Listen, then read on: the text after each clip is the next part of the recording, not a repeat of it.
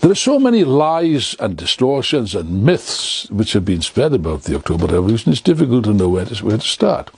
Well, let's start with the most common one, which is repeated and repeated and repeated, you know. Of course, as Goebbels used to say, Hitler's propaganda minister, you know, if you want to tell a lie, don't tell a small lie. Small lies are of no interest to anybody. No, find a nice big fat lie, the grossest and most palpable lie that you can find. And if you repeat it and repeat it and repeat it, people eventually will believe it. Well, yes, unfortunately there's some truth to that. And the most palpable lie and the grossest lie which you can come across is the idea that the Bolshevik Revolution was a coup. Yes, Lenin, at the head of a small band of conspirators, actually carried out a coup.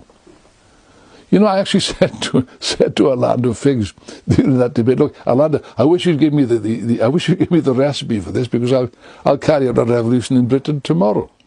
Of course, it's just complete balderdash. It's nonsense. A child of 6 would not believe that. Here is a country of 150 million people. And by the way, the Bolsheviks in February only had about 8,000 members. Yes, but they built up on the basis of correct policies which corresponded to the wishes and the will of the people. You can find a striking corroboration of this allegation that I'm making in the most unlikely of places. There's a very interesting book written by Bruce Lockhart, who was a British agent, actually, in Russia at that time, who actually made this point. His book is called, you can read it, it's called Memoirs of a British Agent. He makes the point. The Bolsheviks succeed, and he predicted that they would take power, when nobody believed him. He predicted in February that the Bolsheviks would take power because they advanced the slogan of peace, because they were going to take Russia out of the war, which corresponded to what the people wanted. Lenin put forward the slogans, peace, bread, land, and linked that to the central slogan, all power to the Soviets being the democratic bodies representing the overwhelming majority of the Russian people, the workers, the soldiers, the peasants, represented in the Soviets. Peace, bread and land, that's what the people wanted.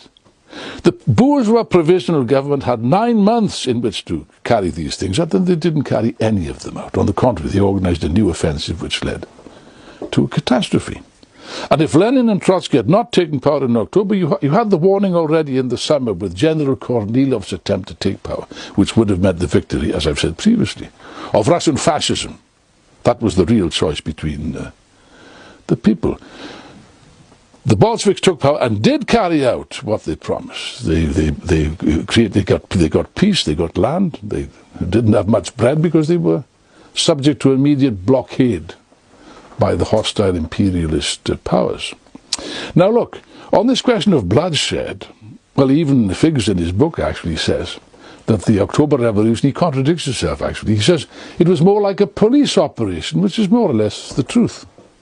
He said people didn't even notice it. Well, people did notice it, of course, and it was supported by the almost unanimous vote of the Soviets. But nevertheless, it is true that at least in Petrograd, the revolution was virtually peaceful. It was very, very little blood was shed in that revolution. Where there was an absolute ocean of blood, of course, was subsequently, when the Russian Revolution was invaded by 21 armies of foreign intervention, from Britain, France, Germany, Austria, Poland, Japan, the Czechs, the Czech legions, and so on and so forth, the Americans. That, of course, led to a terrible bloodbath. It's not the fault of the Bolsheviks. They fought back, of course, and they succeeded. And that's why they can't forgive them. Trotsky fought back. Oh, now they say, oh yes, but there was bloodshed. Look, you know, my friends, war, you may not know this, war is about killing people. In a war, people get killed. You're aware of that fact, you know. And in the Civil War, yes, there was people were killed on both sides. The atrocities of the whites, by the way, have never been mentioned. Burning people alive and so on and so forth. This was common occurrence. Lenin himself was assassinated, as you may know, by an SR, a terrorist in 1918. He was walking down the streets, no bodyguard, nothing like this, and so on. Yeah, what they cannot forgive, That's why they cover themselves with bloodshed. The same as about the French. Nonsense about bloodshed in the French or the English Revolution, if it comes to that. You see, why do they make such a fuss about this? There have been many wars in history. Incidentally, when we talk about bloodthirsty monsters, what about the American president, Roosevelt? Not Roosevelt, I stand corrected. Truman, who ordered, in 1945, ordered the bombing with atomic weapons. He used it as an experiment on two entirely defenseless civilian centers of population in Hiroshima and Nagasaki. No military importance whatsoever. At a time, by the way, when Japan was already suing for peace. The Japanese were defeated. In effect, they were on their knees, asking for terms. By the way, those bombs were not intended for the Japanese. They were intended for the Russians. The Red Army was advancing very swiftly. So they'd smashed the Red Army. It's never mentioned. They smashed the Red Army in Manchuria, the Japanese army, rather, in Manchuria, and were swiftly advancing towards Korea and Japan. They'd have taken Korea and Japan. That's why Truman dropped these bombs, quite cynically, massacring a colossal amount of men, women, and children in the most horrific manner. Never mentioned. Oh, yes. Oh, that's okay, because it shortened the war. It did not shorten the war, for reasons which are given. That's a lie. It was intended as a warning to the Russians. That is all. Oh, Mr. Churchill, this was now apparently the greatest man in British history, according to this stupid rigged poll that they organised through television, these imbeciles in television. You can shape public opinion. If you're talking about a monster, look at Churchill, who ordered the firebombing of Dresden. I think it was 30,000 people, because men, women and children, incinerated, burnt alive, by the direct order of Mr. Winston Churchill. That's okay. That's okay. That was also perhaps to shorten the war and save the lives of our boys. Yes, but Lenin issues an order, perhaps for the shooting of a number of hostages. They did take hostages. Oh, what a monster. What bloodshed. How terrible. Come on. Come on. No. The real reason that they raise this question, and they will raise these questions now, is this.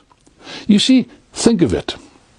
Throughout the whole history of the last 10,000 years, there have been many slave revolts. The most famous of them, of course, was the one led by Spartacus, which Marx described as the greatest general of the finest figure of antiquity, Marx said, and so he was. And the Roman ruling class, when they finally crushed the slaves, as you know, they crucified thousands of them along the Appian Way as a little warning to the slaves not to rise again, because you will be crushed, because we will defeat you, because we have the power to do so. Or the Paris Commune, and people don't talk about that. I don't know how many people were slaughtered by the reactionary Versailles forces after the defeat of the Paris Commune, shot down in cold blood. Men, women and children. No bother, no. That's okay. The Catholic Church blessed that. They even built a big church, Sacré-Cœur, dominating Montmartre, to celebrate the bloody crushing of the Paris Commune. Don't forget that. Or even the First World War itself, the countless millions that were slaughtered. Russia alone lost 3 million people. The Bolsheviks put a stop to that slaughter. The same as the German Revolution actually stopped the First World War. That's all forgotten. Never mind about it. Let's concentrate on the bloody record of Lenin and Trotsky. No. I'll tell you what. What's the reason? What's the big difference? Well, the big difference is this. In Russia, the slaves armed themselves, fought back and won. That's the point. They won. They succeeded. They defeated 21 armies of foreign intervention. And for that they can never be forgiven. For that they are blamed as bloody monsters, which they emphatically were not. Not at all.